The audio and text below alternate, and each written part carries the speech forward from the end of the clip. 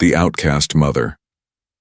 The wind howled across the desert plains of Virion 9, a dead planet with cracked soil and broken memories. Ash-colored skies hung above like a curse.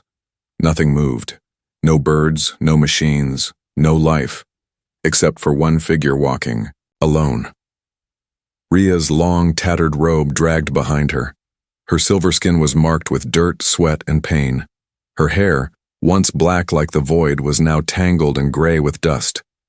In her arms, she carried her daughter, Lyri, small, weak, and barely breathing. Every step Ria took was a battle. Her boots were worn. Her lips were cracked. And still she moved forward. Not because she believed she would survive, but because Lyri was still alive. Just a little longer, Ria whispered to the child. Her voice was dry. We'll find someone. Someone kind. But deep inside, she knew the truth. No one wanted her. After the war, her kind was labeled cursed, betrayers, monsters in disguise. No planet gave her shelter. No race welcomed her in. Even the weak and the dying pushed her away. She remembered the last door she knocked on just days ago. You bring death, the alien traitor had said. Your kind poisoned the stars. Leave before we make you disappear. So she left. Again. Always leaving. Always running. Now she walked through the broken edge of an old human outpost. The gates were rusted. Signs were faded. A broken satellite dish tilted sideways like a neck giving up on holding the head. She had heard rumors that a human soldier stayed here, alone, guarding nothing. Ria didn't know if he was real or if he was dangerous, but she had no other choice. Her knees gave out near the outer wall. She fell to the ground, holding Lyri tight. The child whimpered once and buried her face in Ria's shoulder. I'm sorry, Ria whispered again. Mama can't do more. Just then, a sound. Metal shifted. A faint click. And a voice, cold, firm, and human. Don't move. Ria froze. A man stood a few meters away, holding a rifle pointed at her. He wore old battle armor, scratched and dusty. A scar ran across his cheek like a warning. You got 5 seconds, he said, to tell me who you are and why I shouldn't shoot. Ria didn't blink. Her hands trembled, but she didn't look away. I'm Ria, she said quietly. My daughter is sick. We need food, shelter, anything. The man didn't lower his gun. His eyes studied her, sharp, suspicious. You one of the marked? He asked. Ria slowly turned her shoulder. Her robe slipped, revealing a strange glowing mark near her neck, red and pulsing softly. The soldier cursed under his breath. Tracker symbol, he muttered. That means someone's hunting you. Yes, Ria said, but they're not here.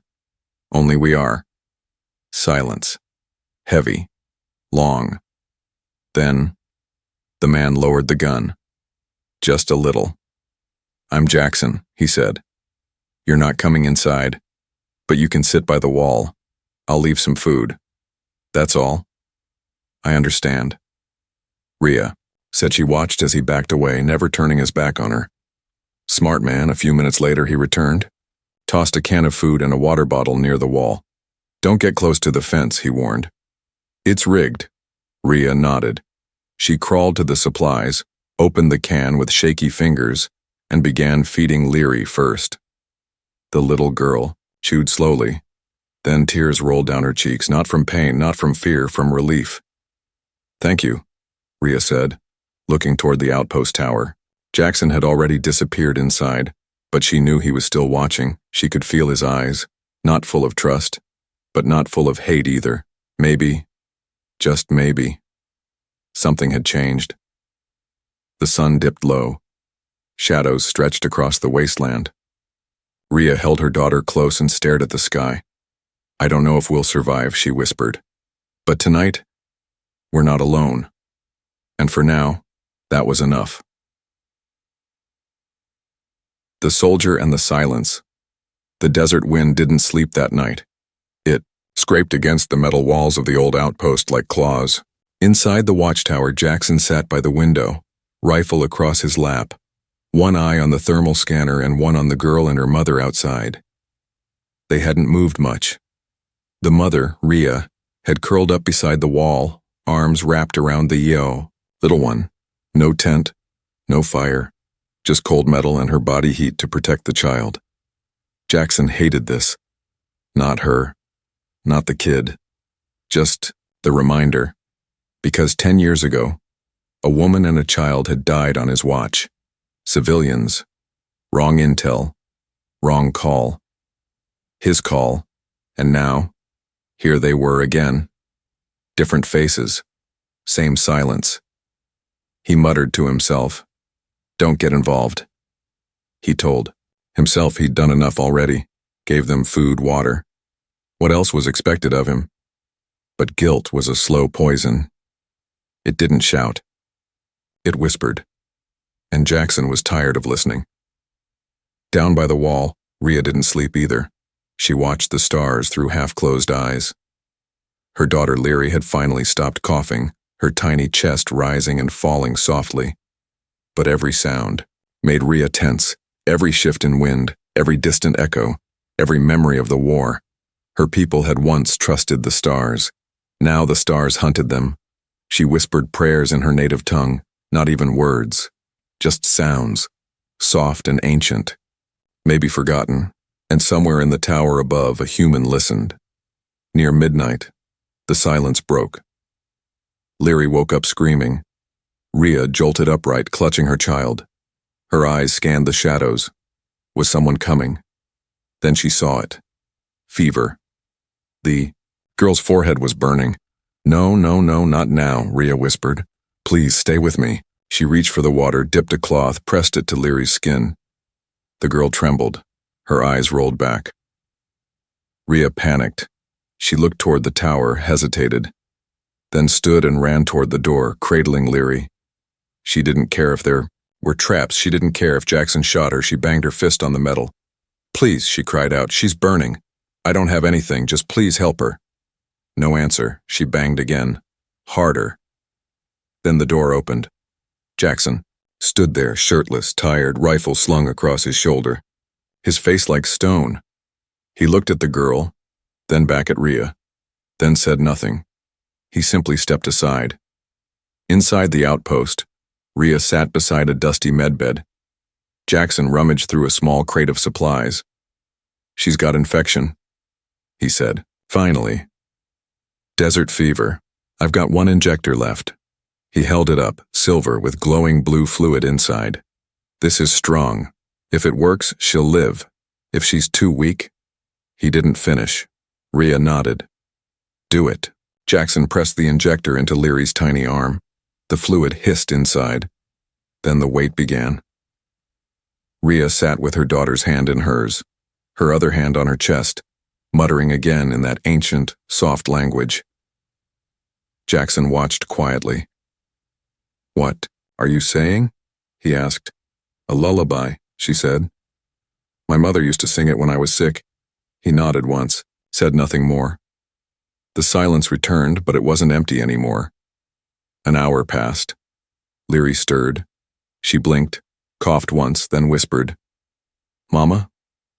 Rhea choked on a sob. "I'm here, my love. I'm here."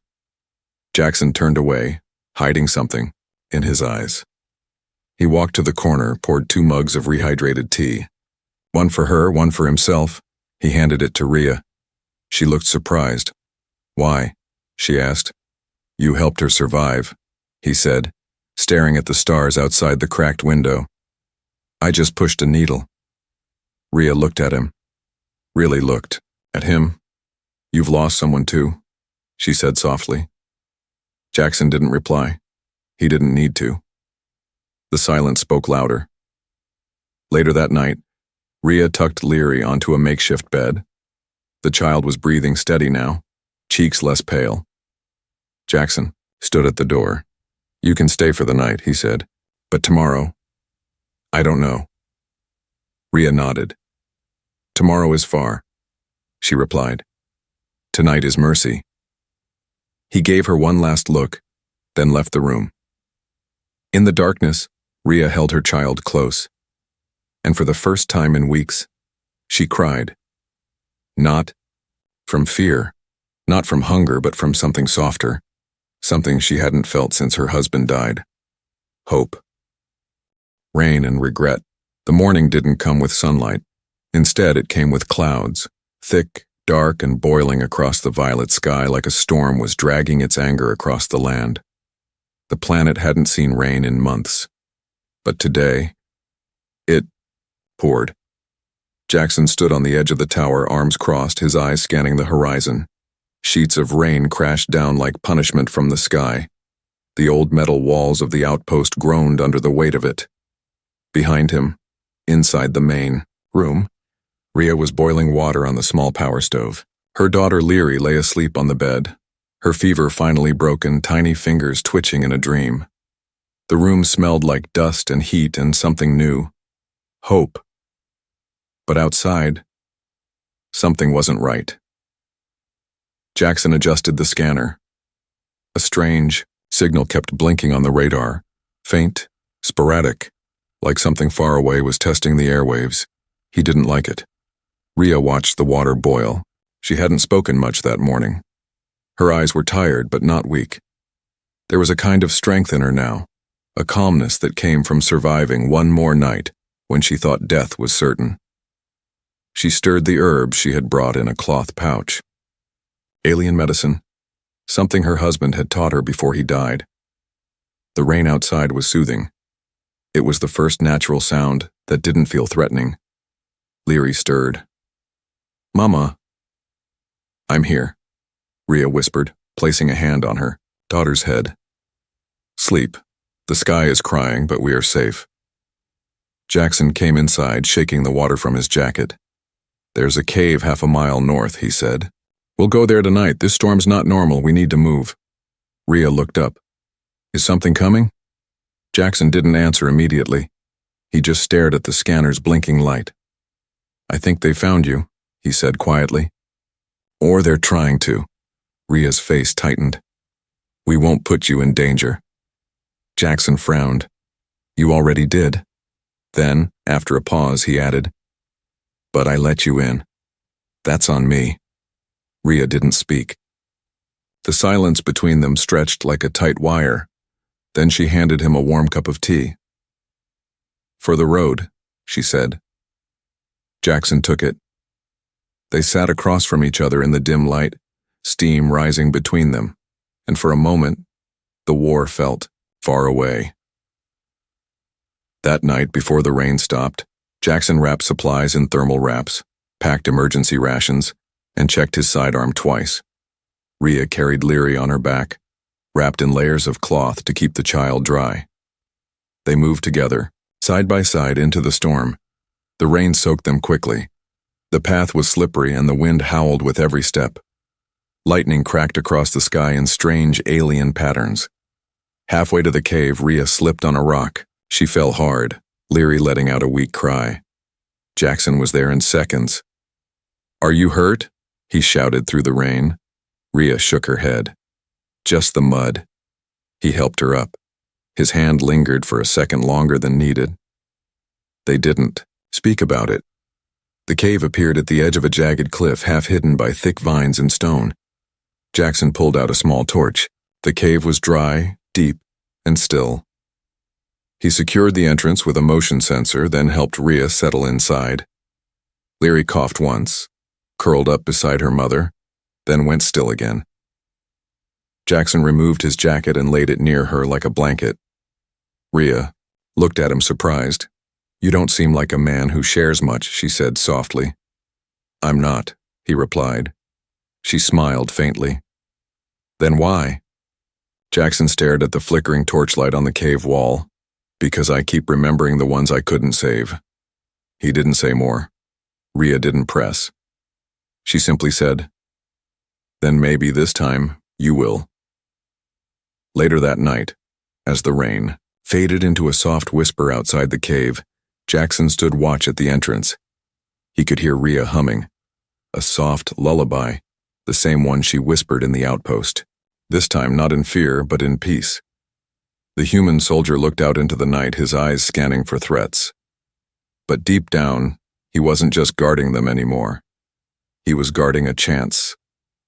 A chance to be something more than just a survivor. The cursed mark the storm had passed, but something colder had taken its place. Doubt. Inside the cave, the fire crackled softly. Leary was asleep again, her tiny hands curled under her chin like a fragile creature trying to stay warm in a world that had no mercy. Jackson sat across from Rhea, sharpening his knife out of habit. But his eyes weren't on the blade. They were fixed on her neck, that strange glowing mark. Red, faintly pulsing, almost alive. He couldn't stop staring at it. Finally he spoke. That mark. What is it really? Rhea didn't flinch. You've seen it before, she said. Haven't you? Jackson nodded. Back in the war, we were told it meant you were cursed, dangerous, contagious with something. Something, Rhea repeated, a bitter smile on her lips. That's what they called it? Convenient. Jackson didn't laugh. So what is it then? Because if that thing brings enemies here, you and your kid are walking into fire, and I'm not dying for a lie. Rhea reached up slowly, touched the mark with her fingertips. Her voice was low, calm, but filled with weight. It's not a curse, it's a brand. Jackson frowned. What do you mean? Rhea took a breath.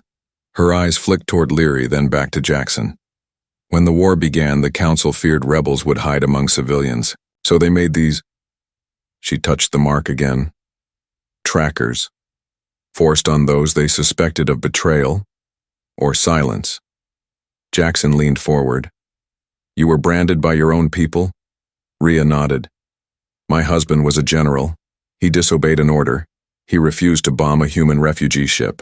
They called it treason. We escaped. They caught me later, after they executed him. Jackson clenched his jaw. His memories of the war weren't clean. He had seen soldiers on both sides do terrible things. But branding your own? They told us your kind was infected, he said quietly. Told us to shoot if we saw that mark. Not infection, she whispered. It's shame. That's what they really wanted to spread. Silence stretched between them. The fire crackled. Outside the cave, the wind whispered like a ghost of the storm. Jackson stood and walked to the cave's edge. He stared into the open dark, his back to her. Do you want me to cover it? Rhea asked. Jackson didn't turn. No, I just don't know what to believe anymore. You don't have to believe me, she said gently. You just have to believe your own eyes. He turned back. Her voice had changed, stronger but soft, like someone who had accepted her pain and learned to carry it. She wasn't begging him, she wasn't hiding, she was just surviving, with honesty.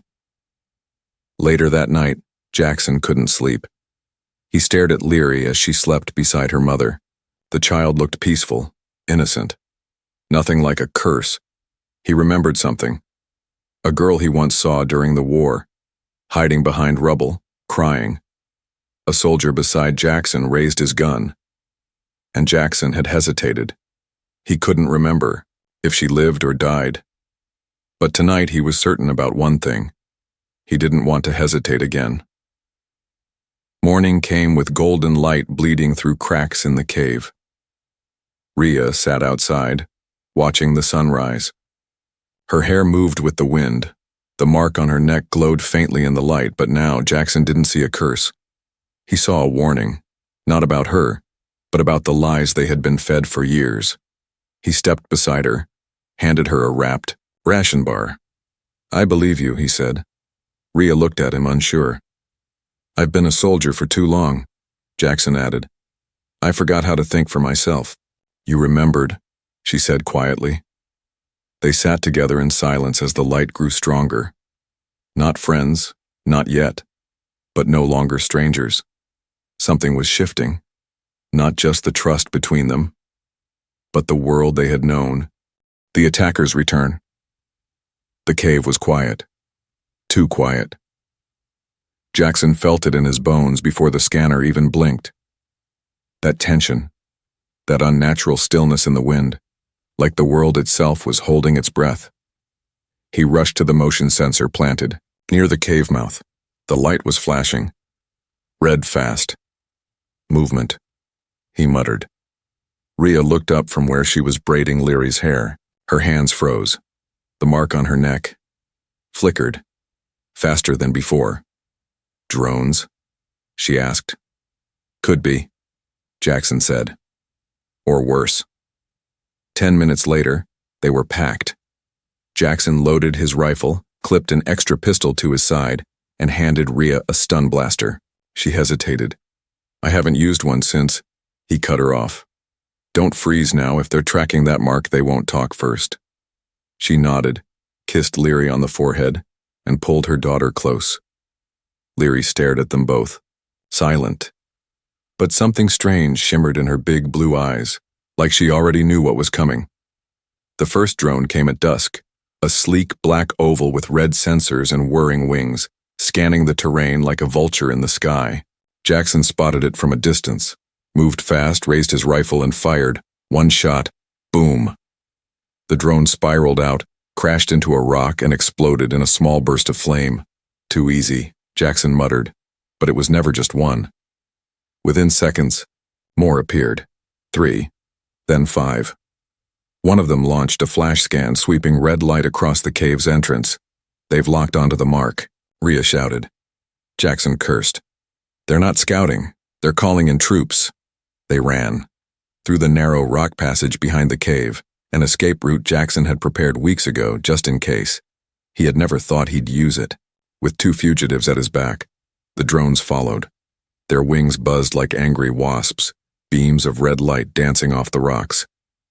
Jackson fired behind him while running, knocking one drone out of the sky. But another fired back, scorching the side of the cliff near his head. They were being herded, driven toward the ravine, exactly where the enemy wanted them. Rhea ducked behind a large boulder, pulled Leary close. We can't keep running like this, she said. They'll corner us. Jackson crouched beside her, checking his ammo. Then we make a stand. With what? Your 6 bullets and my rusty stun gun? He smirked. And a cursed mark they can't seem to shut up about. Suddenly, a high-pitched sound filled the air. A drone locked on. Lights blinked. Target acquired. It launched a plasma bolt directly at Rhea and Leary. Rhea screamed, and then Leary stood. The child raised her small hand. The bolt stopped in mid-air, frozen, like time had paused. Jackson's eyes widened. What the hell? Leary's eyes glowed, bright, pure white. Her hair lifted slightly, and the bolt, suspended in front of her, shattered into blue dust. The drones buzzed louder, confused. Leary turned her hand slightly. Boom. 2 drones exploded mid-air without anyone touching them. The third tried to fly away, but dropped like a stone. Seconds later. Silence returned, only the sound of dust falling. Jackson stared at the girl. What was that? Rhea was shaking.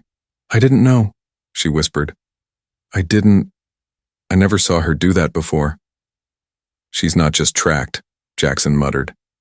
She's wanted. Leary turned to him, blinking slowly. Her voice was soft. They said I was dangerous. That's why they wanted to take me away. Who? Jackson asked. The ones who killed Daddy. Night fell quickly. They returned to the cave after making sure the skies were clear. Jackson secured the perimeter. Rhea sat in silence, holding Leary close, heart racing. She's different, she whispered. Jackson didn't respond right away. He sat beside them, finally lowering his rifle. She's powerful, he said, which means they won't stop coming. Rhea nodded. I know, but, Jackson added, looking at Leary with a strange new respect, that also means we finally have a chance to fight back. That night, Leary slept in peace, but her dreams were filled with stars, falling, burning, and something ancient, whispering her name. Shelter turns to family. The cave was still. No buzzing drones, no beeping trackers, no danger, at least for now. Just the sound of a crackling fire, the soft hum of wind outside, and the even breathing of a child sleeping between. Two people who weren't quite strangers anymore, but not yet something else. Jackson sat near the flames, polishing his rifle in silence. Not because it needed cleaning, just because he didn't know what else to do with his hands. Rhea sat across from him, watching the light dance over Leary's face. "She's different," she said softly, breaking the silence. "But she's still a child. She still gets scared." "She didn't look scared when she shattered a drone mid-air," Jackson replied with a half-smile. Rhea smiled too. "That's her father and her. He was brave, braver than me." Jackson raised an eyebrow. "You've survived exile, starvation, and 3 direct hits. I'd say you're braver than most generals." She didn't reply, but something in her eyes warmed. She wasn't used to compliments, not real ones. Hours passed. Jackson cooked a basic stew from what little supplies they had left. Hydrated meat cubes, a few dried herbs, and a mineral tablet crushed into broth. It smelled like survival, but tasted like a memory. Rhea took a sip, blinked in surprise. "This tastes like food." "Don't sound so shocked," Jackson said. "I used to cook." "Really? A soldier who cooks?" He shrugged. "I was a husband before I was a weapon." That sentence hung in the air. Rhea looked down. "I used to sing," she said, "before I became a burden." "You're not a burden," Jackson replied instantly. She looked up at him, startled by his tone. "You're a mother," he said, "and now you're my responsibility." Later, Leary woke up, sleepy, hungry, still tired but better. She walked straight to Jackson, holding out a drawing she had made using charcoal on a flat rock. He looked at it, a stick figure with a beard, a taller stick figure with glowing hair, and a tiny one with stars for eyes. Underneath, she had scribbled something in her native language. "What does it say?" he asked. Rhea peeked over his shoulder. "My family." Something shifted inside Jackson's chest, something he thought had died long ago, not duty, not honor. Something quieter, belonging. That evening, the wind outside howled again, but it wasn't the stormy howl of fear. It was just wind, nature breathing. The kind of sound you could fall asleep to. Jackson laid out blankets. Rhea helped him fix the generator light. Leary curled up near the center of the cave, humming a lullaby that echoed faintly off the stone walls. Jackson watched them both. Rhea caught his gaze. "You miss someone," she said. He didn't deny it. "Wife. Lost her during the rebellion, not to war, to sickness." Rhea nodded. "That's worse, I think." "Why?" "Because you can't blame anyone." They both went quiet for a while. Then, Jackson asked something he hadn't dared before. "What happens if they find her again?" "Leary." Rhea's face hardened. "They'll try to take her, use her, or kill her if they can't control her." "She saved us," he said. "She doesn't even know how," Rhea whispered. "What she did, it came from instinct." Jackson clenched his fists. "Then we teach her. We protect her. Together." Rhea's eyes softened. "Why are you doing this for us?" Jackson looked at the fire, then back at her. "Because when you let someone die once, you spend the rest of your life trying not to do it again." That night, as the fire dimmed and the stars returned outside the cave, Rhea shifted closer to Jackson. Not for romance. Not yet. But for something more important. Trust. She rested her head against his shoulder. He didn't move away. Leary, half asleep, whispered, "Papa?" Jackson froze. Rhea looked at him, unsure. He glanced down at the child, blinked once, then whispered back, "I'm here." The decision of humanity. 3 days later, The message came. Jackson heard the ping on his signal comms unit while checking a perimeter alarm. At first, he didn't believe it. It had been months since his last contact with Earth Command. He thought, they'd forgotten him. Maybe he hoped they had. But the blinking light was real. And so was the message. Sergeant Jackson Miles, your signal has been received. You are ordered to confirm location and status of alien hostiles immediately. Rescue shuttle en route. Hostile life forms must not be brought aboard. Repeat, must not be brought aboard. His hands went still. There it was. In cold, coded language. Leave them, or betray them. Rhea was behind him holding Leary's hand. She had heard the tone in his voice, the stillness in his shoulders. They're coming, aren't they? She asked quietly. Jackson nodded, eyes fixed on the comms screen. And we're not welcome, she added, no bitterness in her tone, just tired truth. They called you hostile life form, Jackson said. Rhea smiled sadly. That's nicer than some of the names I've heard. Leary didn't understand. She clutched Jackson's sleeve and asked, Are we going home? Jackson looked at her. That little voice, that small, fragile hope. His heart twisted. Later that night, Jackson walked alone to the ridge above the cave, where the stars were sharpest. He stared up at Earth's quadrant, Sector 9. He could almost imagine his old life.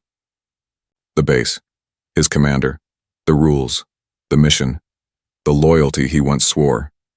And now, this. An alien woman, a gifted child, a bond that defied orders and rewrote purpose. He pulled out his soldier badge. It was scratched, dented, the symbol of the oath he took. Slowly, he crushed it under his boot. Back in the cave, Rhea sat by the fire, brushing Leary's hair. Jackson entered and said only one thing. We're not boarding that shuttle. Rhea froze. What? They'll scan me. Scan you. If we step on that ship, you'll both be taken. Studied, maybe worse. What about you? She asked. They told me to leave you here, and you'll disobey? He looked her in the eyes. I already did. A beat of silence. Then Rhea whispered, Why would you throw everything away? Jackson crouched beside her, resting a hand over hers. Because nothing I had was worth keeping. Until now. Dawn arrived like a warning. The shuttle cut through, the sky like a silver knife, quiet and sharp, descending behind the hills. No lights, no fanfare, just protocol and power. Jackson didn't let them see the cave.